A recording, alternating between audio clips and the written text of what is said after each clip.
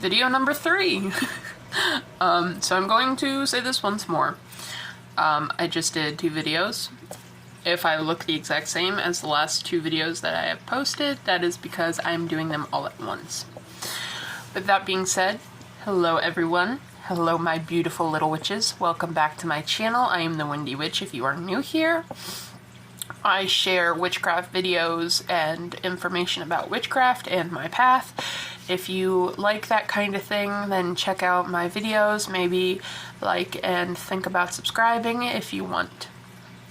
With that being said, I am back with another video on the basics of witchcraft protection.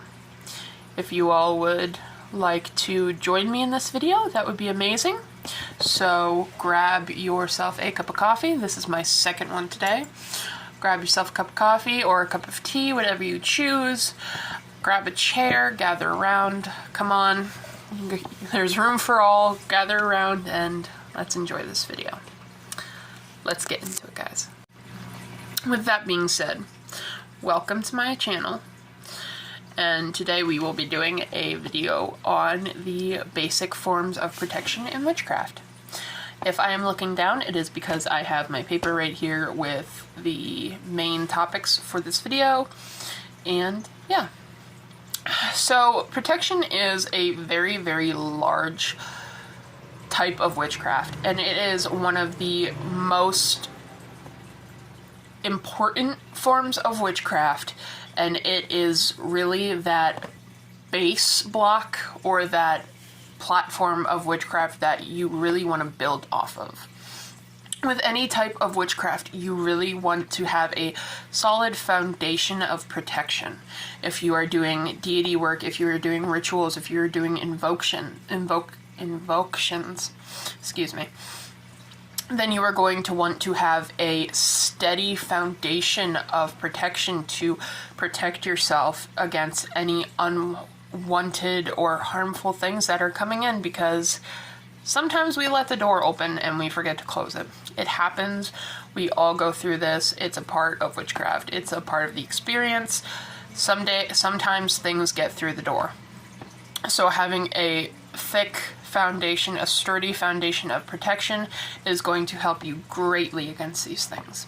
So let's start with one of the forms of protection, which is sigils. Sigils are, I don't want to say drawings, but sigils are pieces of artwork or like little symbols that you can use to enchant for your intentions. They are little symbols that you can make on your own. You can make random sigils, whatever you feel, or you can get a online generator to make sigils for you. It is completely up to you. Sigils are used for many different purposes. You can take a sigil and put your energy and your intent into it to activate it, to do whatever you please, whether that is bringing wealth, whether that is bringing protection. For this topic, we are going to remain on protection. So you can use different sigils for protection. You can create your own sigils for protection. You can put them on pieces of paper and you can keep them in your pocket. You can get sigils as tattoos. You can draw sigils into your makeup, into your foundation, and you can draw sigils on your body with pen. Please, I will say this now, please be careful of what you draw on yourself. Sigils, you will want to use something that is not permanent and not harmful to your body. But I do tend to draw sigils on my hands for energy, for protection, stuff like that.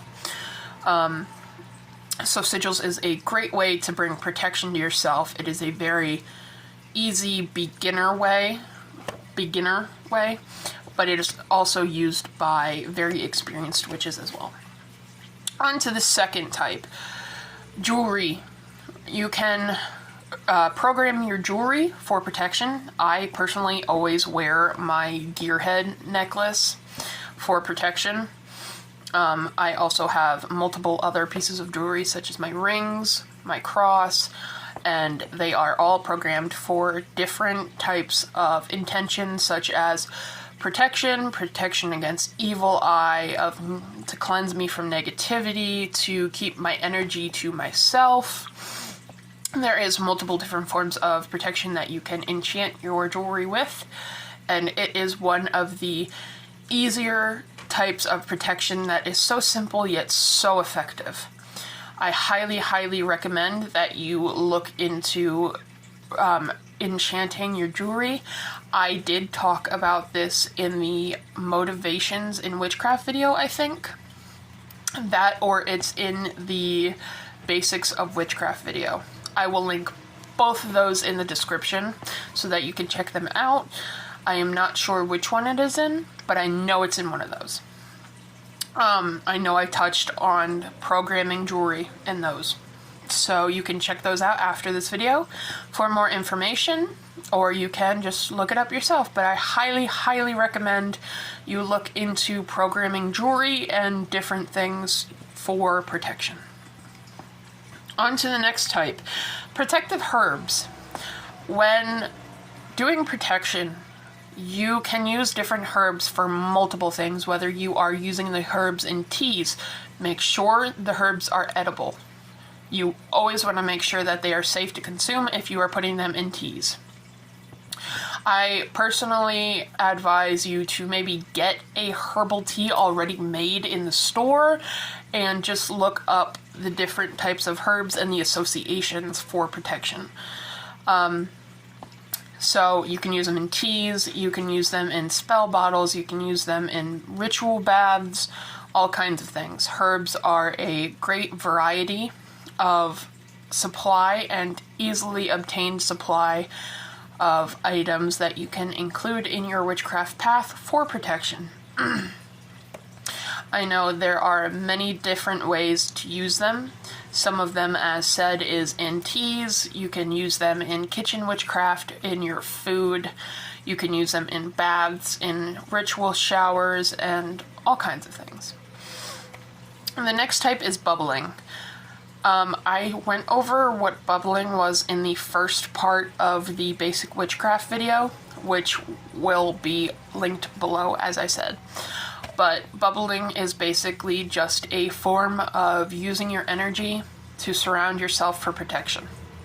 I also use the energy from my necklaces to bubble myself when I'm out in public, just to keep everyone's energies off of me, and a way to ensure that no negative energy is coming home with me. The next type of protection is circles. Now, this type of protection would be used more dominantly in rituals, because you can have a circle in your home. Yeah, that's perfectly fine. But I don't think you're going to want to constantly keep a circle up or have the energy to constantly keep a circle up. So I highly recommend only using circles when doing spell work, but to each their own.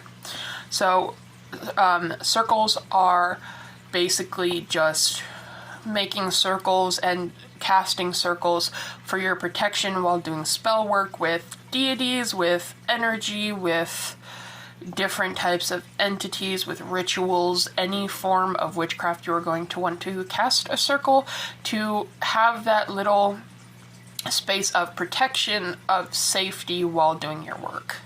I recommend doing more research on circles as well.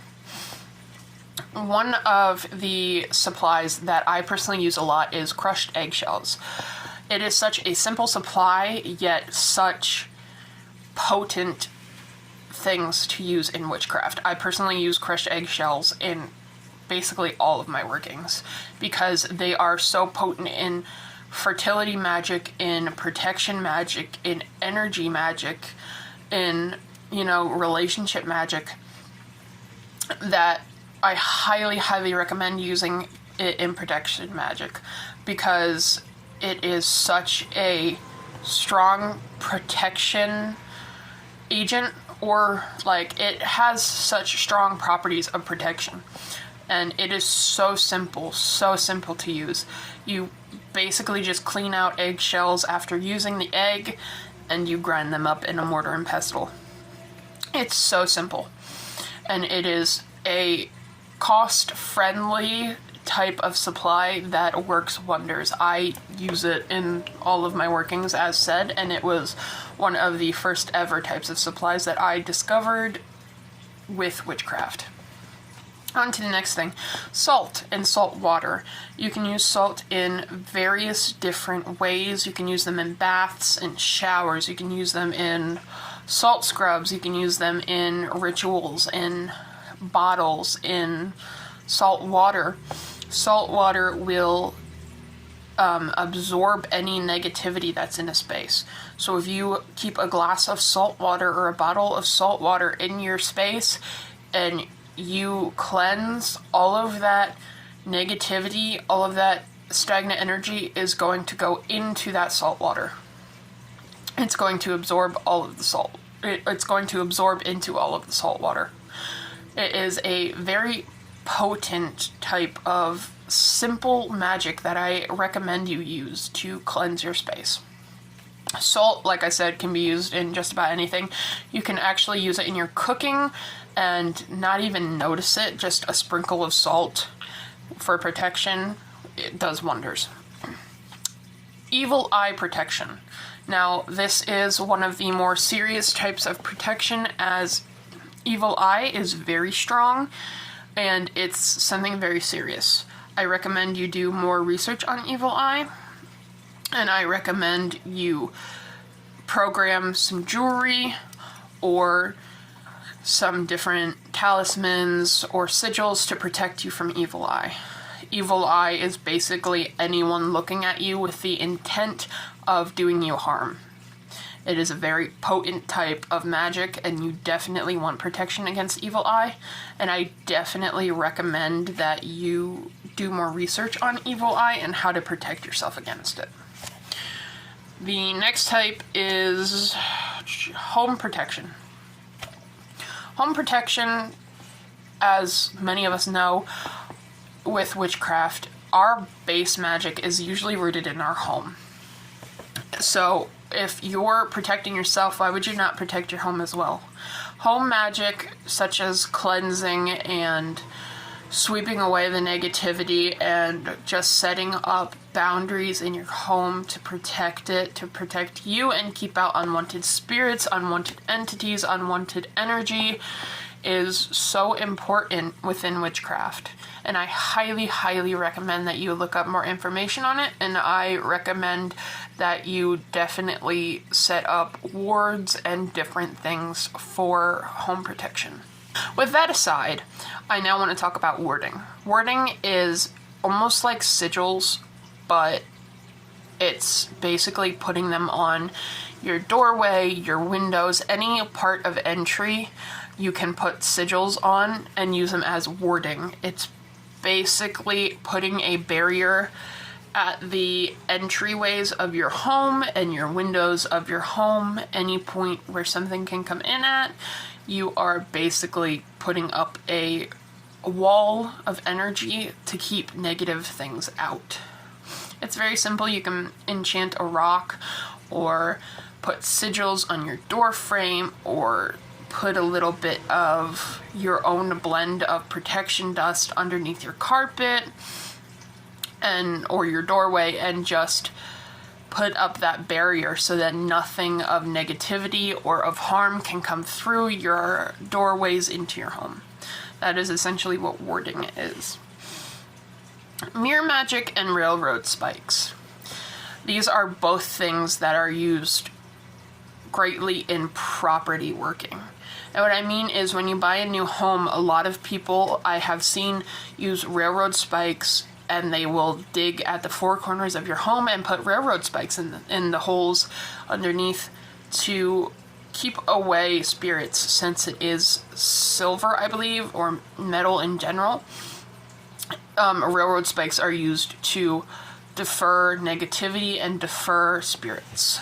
Mirror magic is also used in the same way. People will put mirrors in the ground in their homes and in their properties to reflect bad energy back to the sender, to reflect negativity back to the sender, and to protect their home from any negativity, any entities, and stuff like that. Moon water, grounding, and ritual baths.